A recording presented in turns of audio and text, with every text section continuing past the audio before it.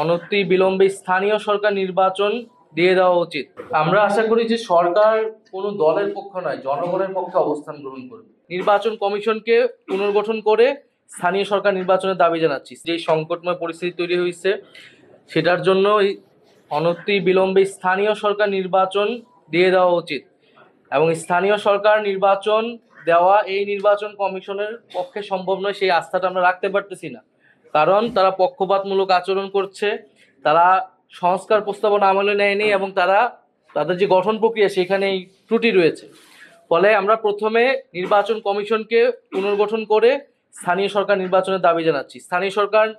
নতুন স্থানীয় সরকার নির্বাচন করলে জনপ্রতিনিধি আসবে, নাগরিক সমস্যাগুলো লাঘব হবে এবং এই যে বিভিন্ন আগের অবৈধ নির্বাচন আমরা বলতেছি যে নির্বাচনগুলো অবৈধ ছিল এবং ওই আমলে ফ্যাসিবাদ বিরোধী সবগুলো পক্ষ আমরা প্রত্যাখ্যান করছি।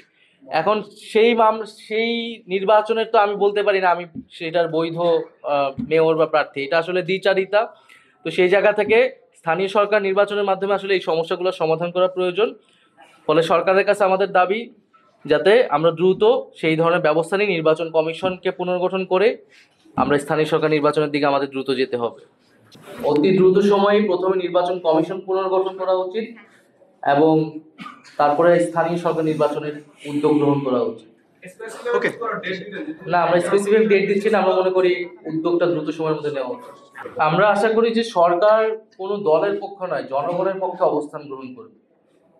কোনো দলকে সন্তুষ্ট করা এই অন্তর্বর্তী সরকারের, গণ অভ্যুত্থান পরবর্তী সরকারের দায়িত্ব না আসলে, বরং এই মুহূর্তে বাংলাদেশ রাষ্ট্রের জন্য, জনগণের জন্য কোনটি বেশি সুবিধাজনক, কোনটি রাষ্ট্রের জন্য কল্যাণকর সেই বিবেচনা করা উচিত। আমাদের যেটা বিবেচনা আমরা সেটা বলেছি, অন্য যে কোনো আরো 10টা দলের বিবেচনা তারা বলবে এবং জনগণের জন্য যেটা কল্যাণকর হবে সেই ধরনের সিদ্ধান্ত আসলে আসা উচিত। বিএনপি স্থানীয় সরকার নির্বাচন চায় না, তার অনেক রকম যুক্তি তারা দেখিয়েছিল। আওয়ামী লীগ আছে, আওয়ামী লীগ অংশগ্রহণ করবে, এই ধরনের কথাও বলেছিল।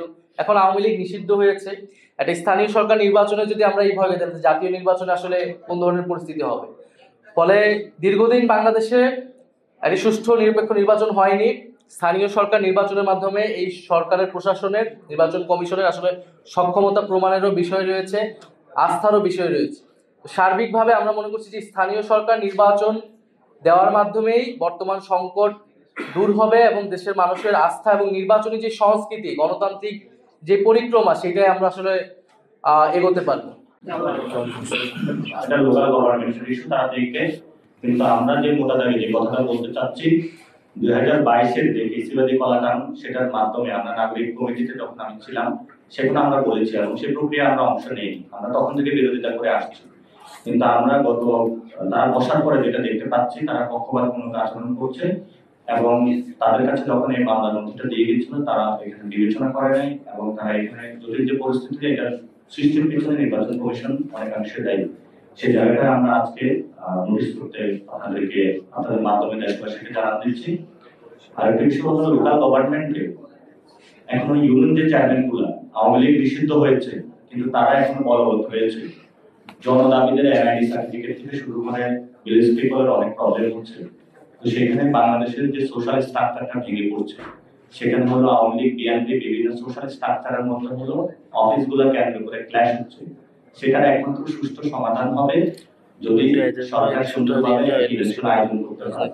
ইলেকশনটা অবশ্যই হতে হবে, নির্বাচন যে বর্তমান কমিশন রয়েছে তার পুনর্গঠন হতে হবে। কারণ বর্তমান যে ইলেকশন কমিশন রয়েছে সেন্ট্রাল ওই লোকাল ওই সর্বক্ষেত্রে এটা মাফিয়া আমরা একটা ফেসিলিটি প্রতিষ্ঠান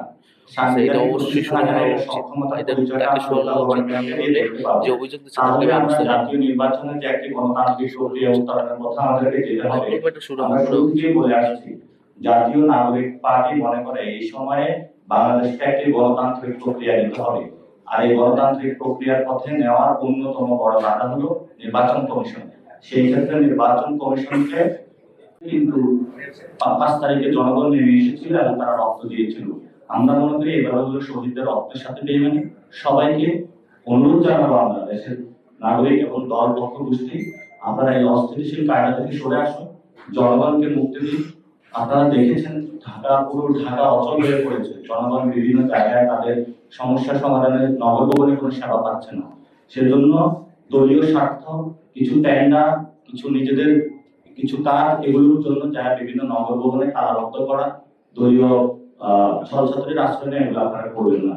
কারণ জনগণ আপনাদের দিকে তাকিয়ে আছে, সব দল পক্ষ গোষ্ঠী। আমরা আপনাদেরকে আহ্বান জানাবো, নির্বাচন কমিশন এটাই কিন্তু আমাদের একটা সাংবিধানিক ভিত্তি, যেটার মধ্যে আমরা গণতন্ত্রে যাব। সেটাকে কিভাবে শক্তিশালী করা যায়, সেজন্য আমরা সবাই ঐক্যবদ্ধভাবে বসে আলোচনার মাধ্যমে আমরা এটাকে এগিয়ে নিয়ে যাই, তাহলে বাংলাদেশটা গণতান্ত্রিক প্রক্রিয়া ভবিষ্যতে এগিয়ে যাবে। আপনারা দেখেছেন বিচার বিভাগকে কিভাবে ধ্বংস করে দেওয়া হয়েছে, এখনো বিভিন্ন রাজনৈতিক দলগুলোর চেষ্টা চলছে, এটা আমাদের সংস্কৃতির মধ্যে বেড়ে বসেছে। আমরা তো এটা থেকে মুক্তি পেতে চাই, বিচার বিভাগ স্বাধীনভাবে কাজ করবে, নির্বাচন কমিশন স্বাধীনভাবে কাজ করবে। এবং আপনারা দেখতে পেয়েছেন আমাদের যিনি প্রধান উপদেষ্টা, ওনার বক্তব্যের আগেই কিন্তু নির্বাচন কমিশন কমেন্ট করে থাকে, কিন্তু এটা ওনার করা উচিত না। আমরা মনে করি যে উনি একটি দলীয় মুখপাত্র হিসাবে কাজ করছেন, তবে ওনাদের দ্রুত সংস্কার প্রয়োজন। আমরা শুধু ব্যক্তিগত সংস্কার প্রয়োজন চাই না, যে ব্যক্তি এখানে বসুক না কেন, পুরো প্রাতিষ্ঠানিক আগে আছে আমরা নির্বাচন কমিশন যেটা রয়েছে সেটা পুনর্গঠন চাচ্ছি, এবং একটা সংস্কার প্রক্রিয়ার মধ্য দিয়ে। তারা এই পর্যন্ত কোনো সংস্কার প্রক্রিয়া কোনো বিষয়ে আলাদা নিচ্ছে না, এবং তারা নিজেদের একটা দলীয় মুখপাত্র হিসাবে আমরা কোনো নির্বাচন কমিশন যেটা গণতন্ত্রের অন্যতম একটি প্রতিষ্ঠান, কোন দলের মুখপাত্র হোক, কোন ব্যক্তির মুখপাত্র হোক, আমরা চাই না আগামী বাংলাদেশে এমন কোনো কিছু। সেই জায়গা থেকে আমরা আজকে একটি কনফারেন্স চাই হচ্ছে, আমরা কোনো পাল্টা কর্মসূচি দিচ্ছি না, আমরা গণতান্ত্রিক প্রক্রিয়াটা জারি করতেছি। আপনারা দেখছেন, আপনি ছিলেন প্রেস কনফারেন্সে, আমরা বলেছিলাম এই নির্বাচন কমিশনের যে গঠন প্রক্রিয়া এটা অবৈধ, এবং সেই প্রক্রিয়ার মধ্য দিয়ে আমরা কথাটা বলতেছি আজকে। এবং সেখানে আমরা বলছি গণতান্ত্রিক প্রক্রিয়া উত্তরণের জন্য আমাদের সময় কিন্তু হাতের নাগালে। গণতান্ত্রিক প্রক্রিয়া যতই আমরা উন্নীত করবো, তখনই দেশের সবগুলো ব্যবস্থা হলো সুন্দরভাবে মানুষ তাদের জায়গাতে ভোট দিতে পারবে। তো সেখানে গণতান্ত্রিক প্রথম যে কাঠামোটা, সেটা হলো আমাদের নির্বাচন কমিশন অলরেডি তারা এনআইডি অনেকগুলো কাজ শুরু করেছে। এই প্রক্রিয়ার মধ্যে যদি যায় একটি দলের পক্ষ হয়ে তারা কাজ করে, পক্ষপাতমূলক আচরণ করে, সেটা তো ভবিষ্যৎ গণতান্ত্রিক প্রক্রিয়াকে বাধাগ্রস্ত করবে, এবং তাদের আচরণের কারণে কিন্তু ঢাকা মহানগরে এই ধরনের অবস্থা সৃষ্টি হয়েছে। সেই জায়গা থেকে আমরা মনে করি নির্বাচন কমিশনের দায়বদ্ধতা রয়েছে, এবং সাথে সাথে নির্বাচন কমিশনের ব্যাক করে যে দলটা কাজ করছে তাদেরও জনগণের কাছে দায়বদ্ধতা রয়েছে। আমরা 5 তারিখের আগে হাসিনার আমলে যে ধরনের ক্রিয়া কার্যকলাপ দেখেছি, সংস্কৃতি দেখেছি, রাজনৈতিক, সেটা আমরা দেখতে চাই না। সেই জায়গা থেকে আমরা বলছি যাতে গণতান্ত্রিক প্রক্রিয়া উদ্বোধন ঘটে, সেই জায়গা থেকে আমরা কোনো পাল্টা অথবা এই ধরনের এনসিপি ভবিষ্যতে এই ধরনের কোনো রাজনীতি ইনশাআল্লাহ করবে না। আমরা গণতান্ত্রিক প্রক্রিয়াকে শক্তিশালী করার জন্য মাঠে নেমেছি। আমরা যাতে আমাদের কোনো আত্মায় শহীদ না হয়, আমরা মানুষের ভোটাধিকার ফিরিয়ে দেওয়ার জন্য কাজ করার জন্য নেমেছি। আমরা আমাদের সেই প্রক্রিয়ায় চলমান থাকবে ইনশাআল্লাহ।